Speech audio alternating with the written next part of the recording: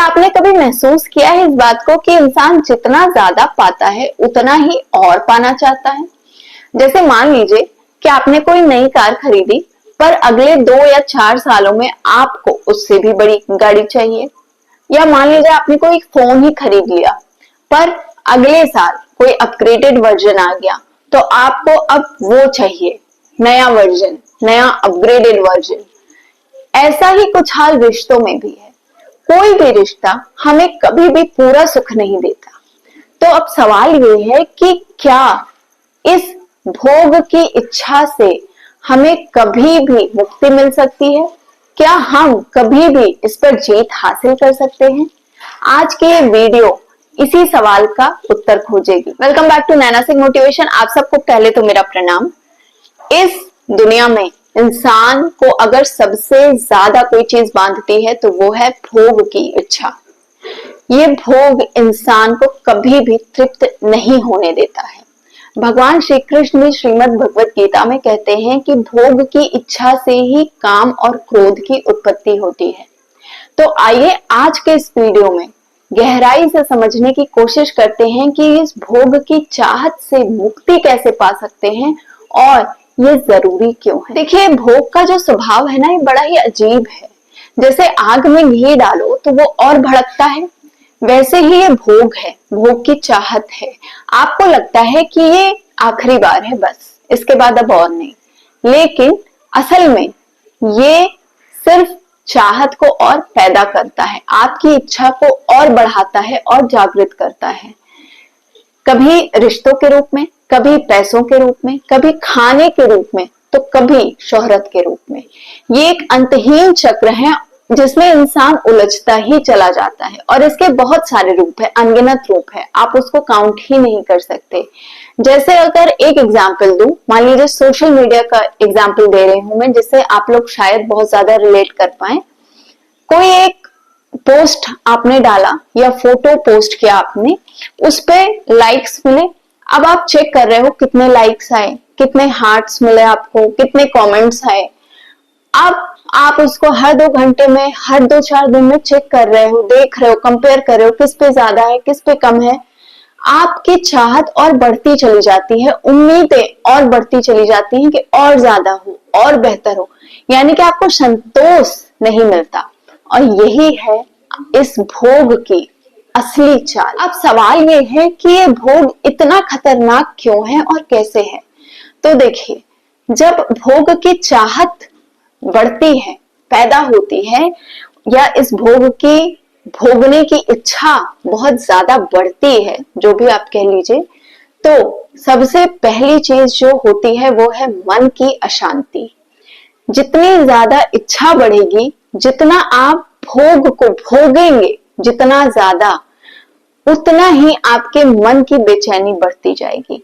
आप कभी भी अच्छी नींद नहीं ले पाएंगे, कभी भी आप रिलैक्स्ड नहीं रह पाएंगे, कभी भी आप शांत नहीं रह पाएंगे। इसके अलावा जो दूसरी चीज होती है वो है शारीरिक और मानसिक कमजोरी। जी हाँ, बिल्कुल सही बात है, क्योंकि जब इस भोग की इच्छा बढ़ती है तब आपकी शारीरिक और मानसिक कमजोरी भी साथ में बढ़ती है, क्योंकि आपकी ऊर्जा वहां पर खर्च हो रही है जहां पर इसकी कभी जरूरत थी ही नहीं। अब एक और चीज भी होती है, आध्यात्मिक गिरावट, है ना। आध्यात्मिक गिरावट कैसे होती है? क्योंकि जब आपका मन भोग में लिप्त है, भोग की इच्छा कर रहा है, भोग को पाने में लगा हुआ है, भोग को भोगने में लगा हुआ है, तो आपका ध्यान कभी आपकी अंतरात्मा पर जाता ही नहीं है।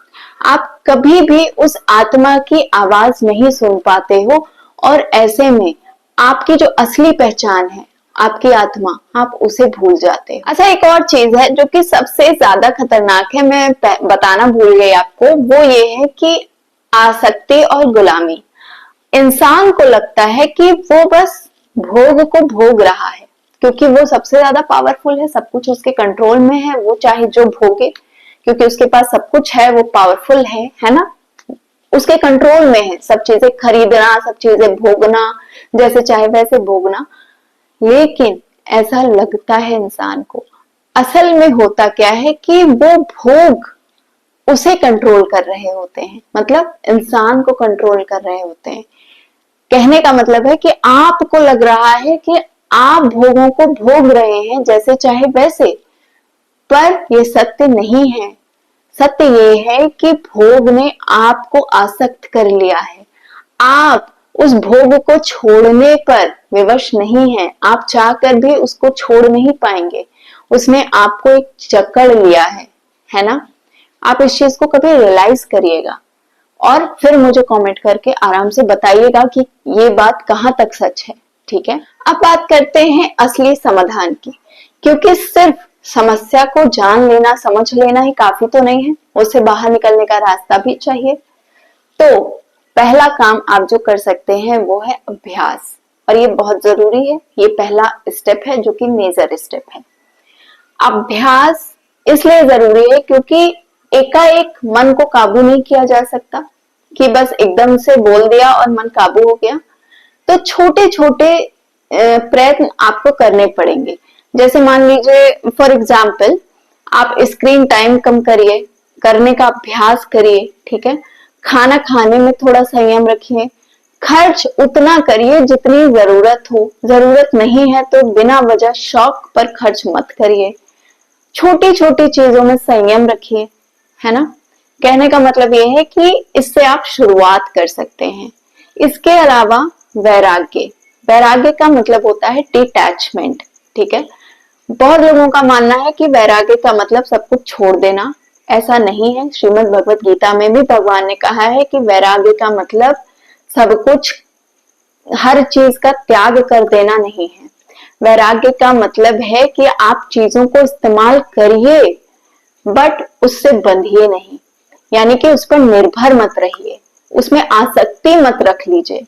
ठीक है, क्योंकि जब आप आसक्ति रख लेंगे तो वो चीज आपको बांध लेगी। इसके अलावा आप सेवा कर सकते हैं।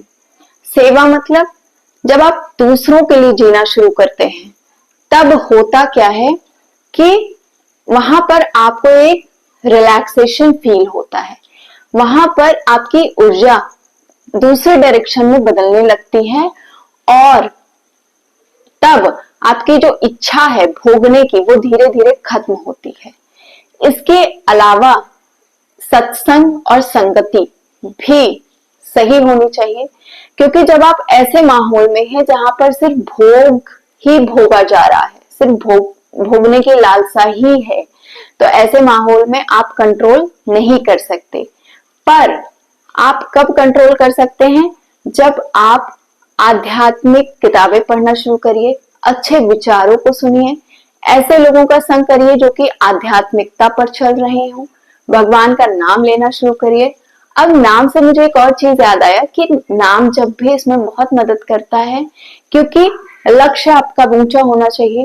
क्योंकि जब आपका लक्ष्य ऊंचा है, भगवान का नाम आप ले रहे हो, ईश्वर में मन लगा रहे हो, तो आपका मन जब बड़ी चीजों के लिए भागना शुरू करता है, उसको पाने में लगता है।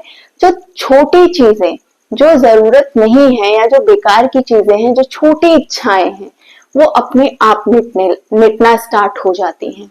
तो ये सब आप कर सकते हो, ये सब आप प्रयास के द्वारा अपने आप पर कंट्रोल लगा सकते हो, अपनी आपके लिए बाउंड्रीज निर्धारित कर सकते हो। देखिए, अंत में ना बस इतना ही कहूंगी कि जो भोग है, भोग की इच्छा है, ये इंसान के लिए हमेशा असंतुष्टि का द्वार ही खोलता है, आपको कभी संतुष्ट नहीं होने देता पूरे जीवन भर। वहीं पर सेवा, संयम और भक्ति आपके लिए सच्चे आनंद का द्वार है, और आपको ये सब करके ही सच्चा आनंद मिल सकता है। जो इंसान अपने इस भोग की इच्छा पर, इस भोग की चाहत पर विजय पा लेता है, अंत में वही खुद पर भी विजय पाता है।